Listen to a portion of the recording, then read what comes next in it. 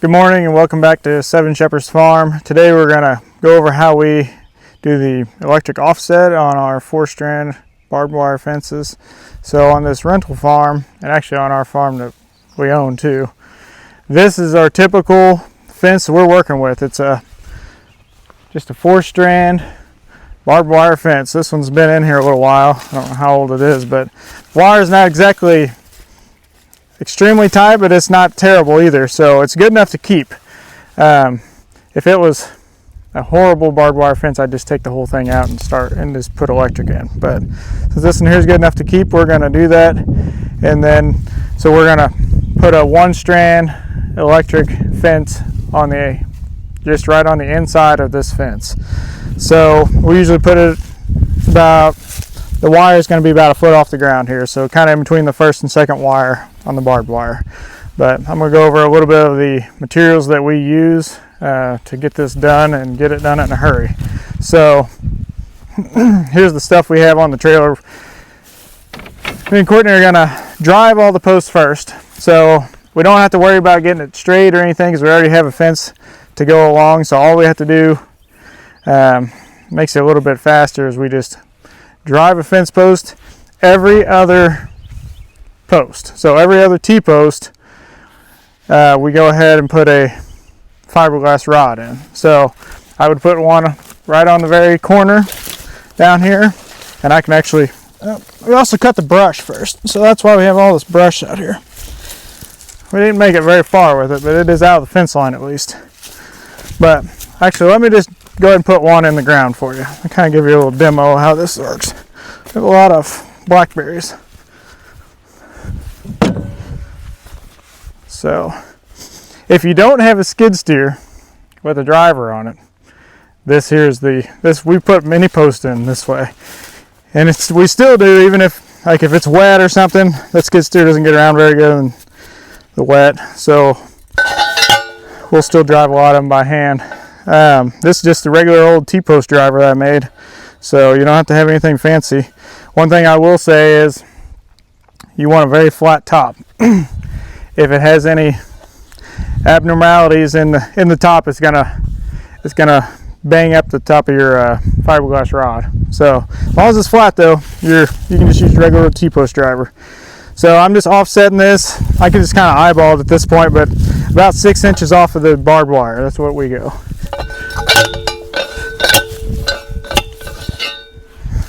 And that's a 4-foot post, 1-inch fiberglass rod. So, and I made these 30 inches, so then I don't have to measure. I just drive it all the way to the ground. So it's 30 inches out of the ground, or it's 18 inches in the ground. So that's our corner, and then we're just going to put one wire off of it. So that's really all we need. If you're going to put more than one wire, you might want to tie it back, to this wooden end post there to give it some more strength, or drive a longer post in the ground, either way. So I'll kind of give you I'll just drive a couple of these and kind of show you how to measure these out. So we go, like I said, every other T-post. I just go right down the line, so I just measure with my foot, go a little bit farther than my foot, which is going to be 6 inches. Exactly, 6 inches. Perfect. So there's one T-post, there's another T-post, and I drive them. You could line them up with the T-post. I go in the middle just because we use a clip on these fiberglass rods, and it has like a tail that sticks out, so there's a better chance of hitting the T-post or shorting out, I guess, basically if you're right on the T-post. So I just go in the middle in between them, and I don't have to worry about that. So all right, and this is soft ground. I'm not that strong, but this is some really soft ground, so you can easily do this by hand. But we use, if you want to hit really fast and don't want to kill yourself, you can get one of these. It's just a hammer you get on the front end of your skid steer runs with the hydraulics, and it's made for driving like pipe, like 3-inch pipe, but you can push these things in the ground so easy. We can do a couple hundred, you know, in an afternoon. So all right, that's kind of our general setup. One other thing, I guess, this is a little addition. You can either use, if you are gonna push them in the ground with like a skid steer, you could just use this to measure them out. You kind of need like a sleeve to go over these posts so they don't, for one, so you don't bend them over and break one if you hit a rock, which we have plenty of rock. And then the other thing is, then you don't have to sit there and measure them all. So this is our little sleeve that Courtney carries around while we're driving post. She just slips them over the top. And that's also 30 inches. I cut it at 30 inches. And I just put a cap on the top, just like a regular T-post driver. That's just a little bit smaller, so it's lighter and easier to carry. And we shove this thing in the ground until it comes up to here. So then we don't have to sit there and measure it every time with a tape measure. You know, saves you 30 seconds every time you do a post, which adds up when you're doing a couple hundred of them in a day. So that's kind of our setup. And then, yeah, we'll show you how this works. We're going to throw some post off. So I'll hop on the back of here. Courtney will drive along, and I'll throw a post off every other one. And I might throw an extra one in if it has like a real low spot or something, put an extra post in. But we'll kind of show you how we do this offset.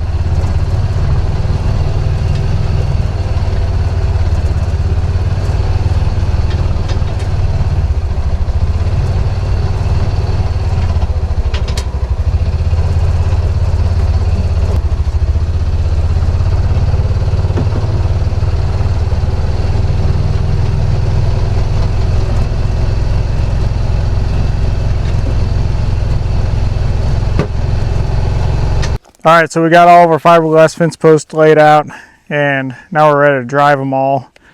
So I think we laid out about 200 or so of these 4-foot fence posts. So obviously we don't want to drive them all by hand. So I'm gonna get the skid steer, and Courtney's gonna hold these exactly where they need to go and walk along, and I'll just take the skid steer and shove them all on the ground. And we'll show you how we kind of put up a lot of fence in a short amount of time.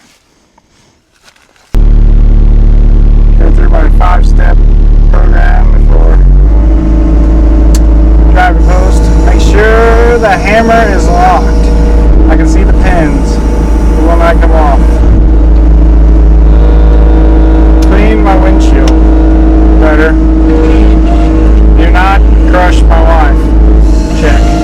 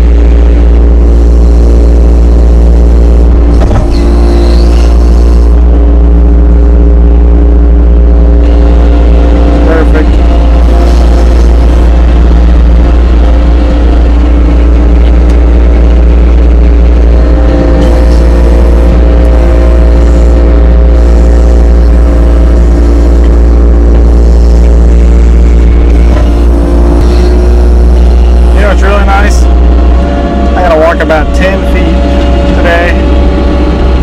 Courtney's probably gonna walk 2 miles or better. I got air conditioning. Sorry about the ticks. Pretty nice. The muddy fence. I've tried to teach her how to run this skid steer before, but she has no interest in running the skid steer, so the other option is to walk, hold post.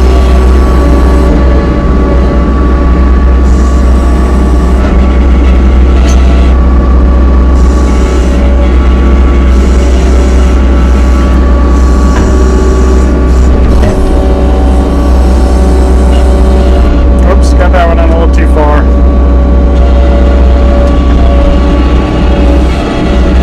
We're only putting one strand of wire on this fence anyway, so it doesn't really matter. But if you're putting more, you have to be a little bit more careful with how deep you drive this post.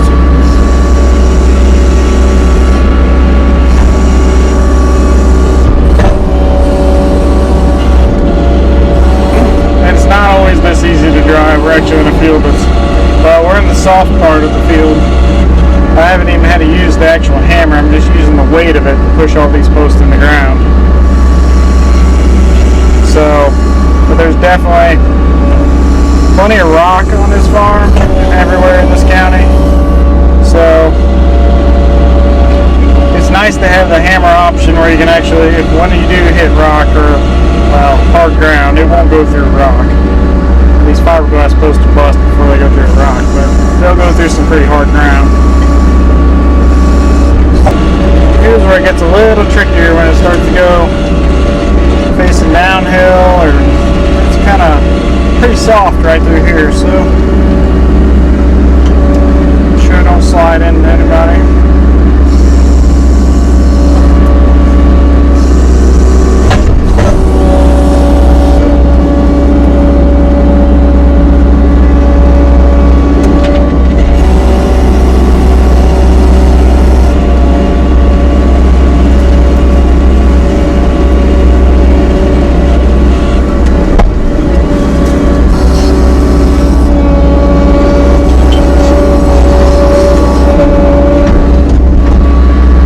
It'd be nice to have a tracked machine. This thing's just rubber tire. So any kind of soft ground, it gets pretty squirrely. So I put an extra post right here because we have a pretty good dip in the ground right there. So I might put a second wire lower down.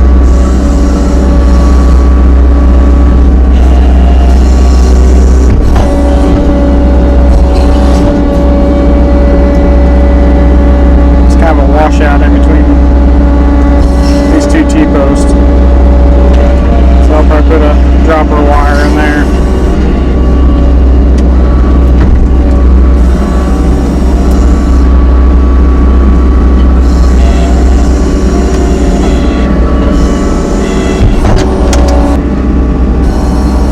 Yeah, go ahead.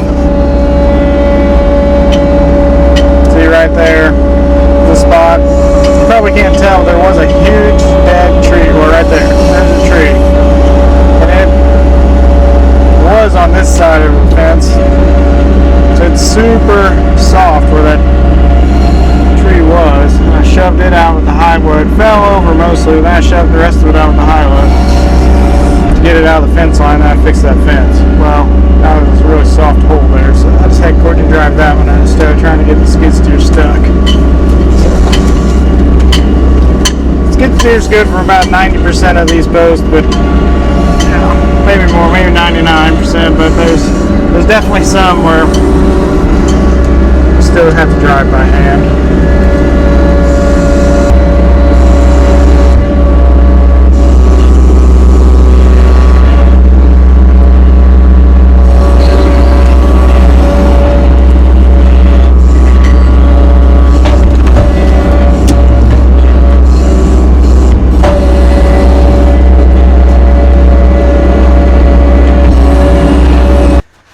Alright, it's the next day. We spent yesterday afternoon a few hours driving all these posts.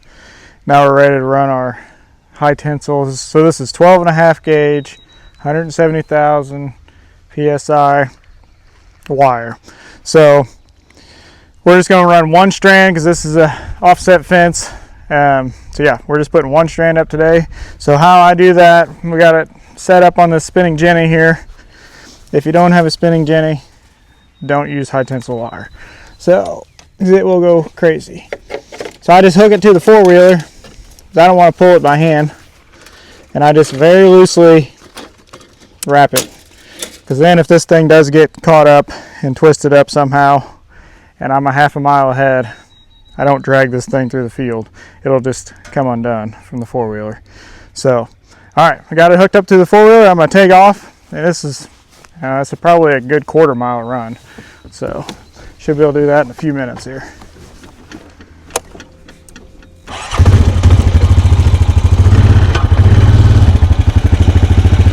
I guess one other thing, when you're using your four-wheeler to pull this, you want to try to pull at a very consistent speed. You don't want to go really fast, then slow way down or stop if you don't absolutely have to. I will have to stop at that corner, but I'm gonna go really slow until there because that'll cause your wire to get tangled up and then you'll have a mess. So stay at a very consistent speed if possible.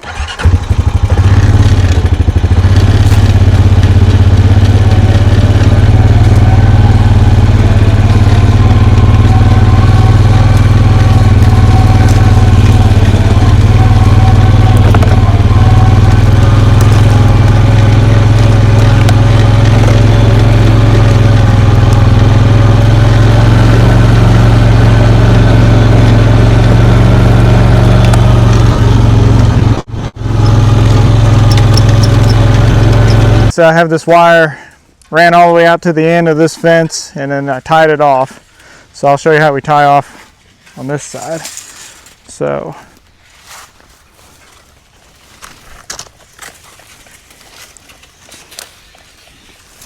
I have it, more or less where I want it along the fence. So I'm gonna go ahead and just kind of hand snug it up a little bit. And then I leave a pretty long tail on here. I do a few things at the end.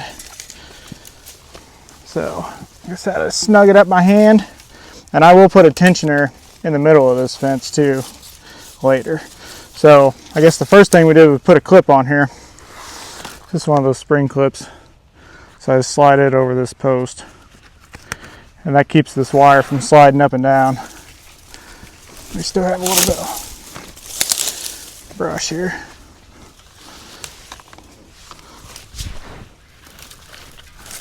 So I typically just wrap it twice. And then I do like a hangman's noose. So you want to wrap it about 5 times. Put yourself a little handle on there. So I kind of bent it, I don't know, 5 or 6 inches up. Put a little tail on it like that. So then you can get basically it gives you a handle. So you can really tie this wire tight. Make it look good. 1, 2, 3, 4. I put like 5 twists in it. You can put more if you want. So then after that, the other thing I do, if I think I'm gonna ever put a gate on this thing, I'll take the rest of this tail and I'm gonna make a little loop around the outside. So that'll give me something to hook into with my gate handle eventually. And I pretty well do this on every fence just because you never know where you're going to need a gate. So I just give it a couple of turns. It's not going to have much pressure on it, but at least then it's tied to your fence and your handle can, it's easy to hook it in basically. If you have to reach all the way around, you're a lot more likely to get shocked. Then I clip the rest of that off. Kind of straighten it out a little bit, adjust the height where I think it needs to go. Move my clip so it's locked in. And that's the finished product right there. So. Okay, so now how we clip the wire to the fence post is pretty simple. It goes really fast. We made kind of like this little measuring stick with heights on it. So we just take this with us. One of our kids broke it in half last week, so number 4 is quite long, but I pretty much know where it is by now. Anyways, so we on a 1 electric offset, we like it to be like on number 4 here. So these clips are made for 1-inch fiberglass posts. I'll try to link these clips in the description box below if I can figure out how to do that. But anyways, they're not quite like as tight as those spring clips, but they're a lot cheaper. So that's why we started using these instead of the spring clips everywhere, especially on a straight run like this. These will hold just fine. We just put a little notch in the post where the clip's going to hold it. So put a little notch with just a battery operated grinder right at number 4, just like that. Then you get your cheaper clip, goes over top like this, and hook it on. And you do that about 200 times, and your fence is nice and tight and straight all the way along this offset. So like I said, it goes super fast. I could probably clip all these in less than an hour all the way around here, so that part's the easy part. So anyways, well, I'm gonna keep going all the way down this fence line, and we'll show you an up and over as soon as this is done, and then at the very end of the video we'll show you moving the sheep into this new paddock. Okay, we're getting ready to put up an up and over here. We need to carry the current. It comes from this fence, so this will be hot, but then I need to jump it, like I said, up and over, and so it'll connect to that fence. But I can't put a gate in here because the sheep are actually gonna use this as a path down to that creek because that's their only water source. So I can't put a gate here to jump the wire. So I need to go either down and under and bury something, or in this case, we're just gonna jump the wire up and over. If you wanna see a full video of how we actually construct this whole thing, we have one a couple months ago that we made more of a detailed video on that. So you can go back and look at that one. But for today, I already have the wire strung up, so I'm just going to show you how we do this, and like I said, tell you why. So this is a 12-foot pole, 1.25 inch fiberglass. So I'm just going to butt it right up against this end post. And with fiberglass, everything's insulated anyway. So I'm just going to tie it. I just have some regular tie wire here. Just going to tie it off to the top. Nothing fancy. Snug it up. Alright. I'm going to tie the bottom. If the bottom doesn't kick out.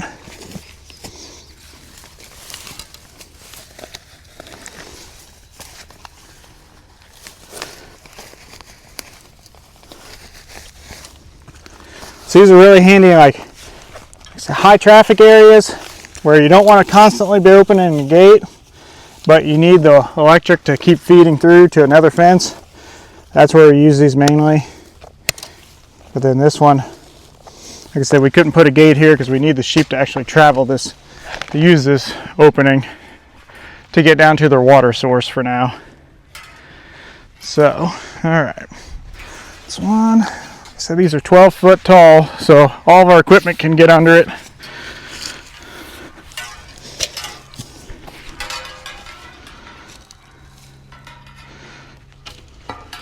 Got a lot going on over here, so I'm going to slide this in through here.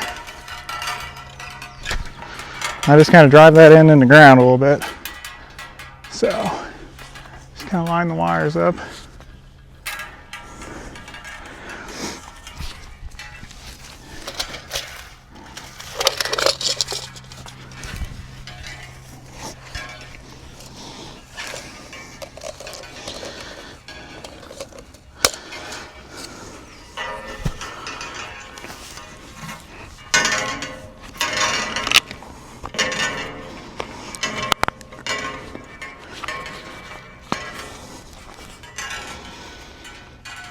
And these poles don't really have any pressure on them in this situation because obviously I drove an end post in already. So they just need a stand. They just can't fall over. These are kind of nice if you have a really long run.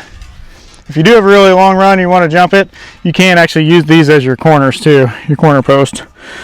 But right now, that's not how they're going to work. Tie the bottom off, just so it doesn't kick out.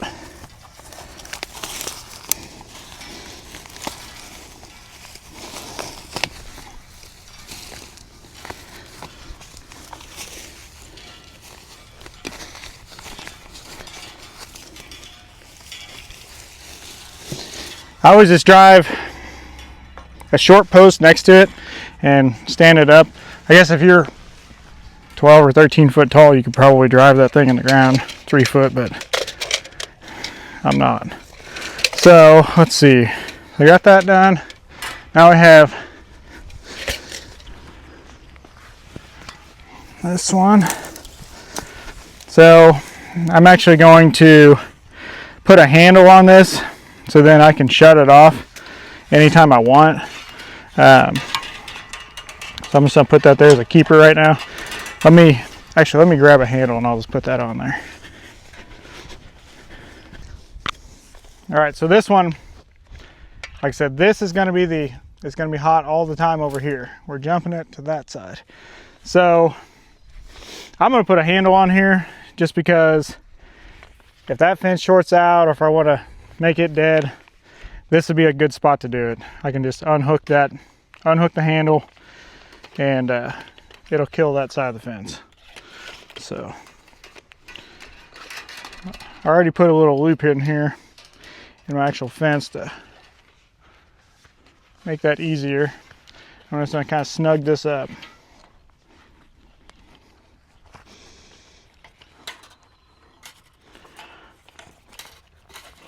Okay. I want it snug, but not so tight that it's impossible to get it on there. It's plenty tight.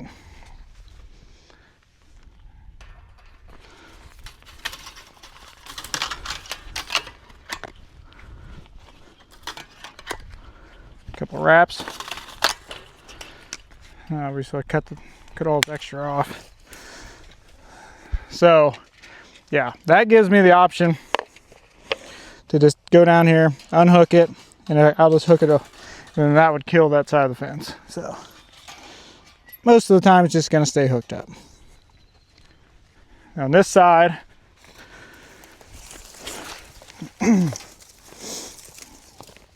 actually don't have my fence exactly where I want it.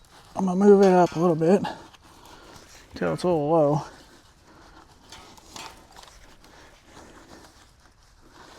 Okay. I always clip off all the long ends because one less thing to short out on. So that's it. That will feed this whole run of fence. So it's like I said, like a quarter of a mile we just clipped, put up and stretched. So that's how that'll work. Now with this style, you can tell if your fence is shorted out. I guess that's the main reason I like these. They don't look as good as just burying the line, an insulated line, but there is a chance that it can short out underground and you wouldn't know it. It'd be hard to find. But these, I mean, you'll obviously, it's very obvious if they short out or get hung up on something. So it's easier to check your fence whenever you can just see it. It's all out in the open. So that's probably the main reason I like these, that and speed. So. Okay, we could go into like a whole video on creek crossings, but for now I'm just going to show you what a temporary creek crossing looks like for us. We just use like this horse wire, I guess, horse rope, hot wire, and we put it up through the creeks like this so that it's nice and visible for them to see. And then at the end of this week, whenever they're done being in this part, we have to let them into the creek yet so that they can get water. But any normal creek crossing would wash out 90% of the time. So we just leave it in here for the week while they're in here. And then we will take these white wires up whenever they're done and just like hang them up in a tree until the next time we're in here. So I don't know, it's our little temporary solution for right now. Maybe someday we'll come up with a genius creek crossing. But for now, 2 strands of temporary rope wire it is. All right, we're ready to move these sheep finally. Gonna call them through this new opening. You can see where the grass is greener.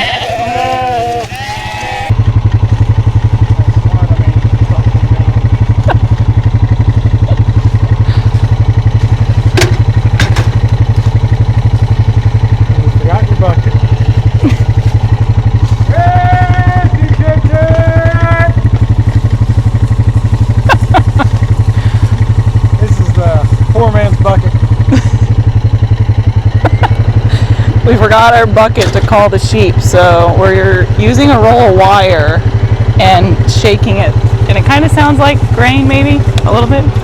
Yeah, by grain I mean soil. So they're kind of coming from everywhere in this 120-acre section. Some of them were coming off this hillside where we call like the back 80, and some of them were coming off of this 40 acres here, but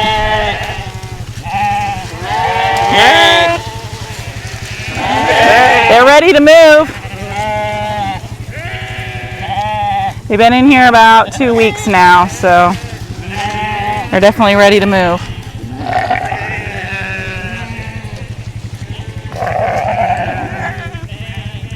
Looks like it's not going to take much to move them.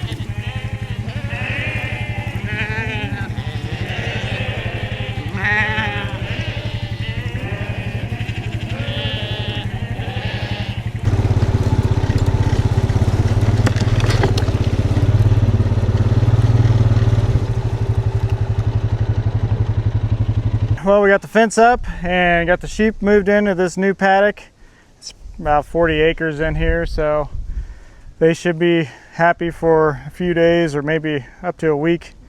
It's kind of a long day, one of the hotter days of the year, so glad to get this project done and get the sheep onto fresh grass, and everything's starting to green up now, so we'll be moving them a lot more often after this paddock. But yeah, glad to get these sheep onto some fresh grass.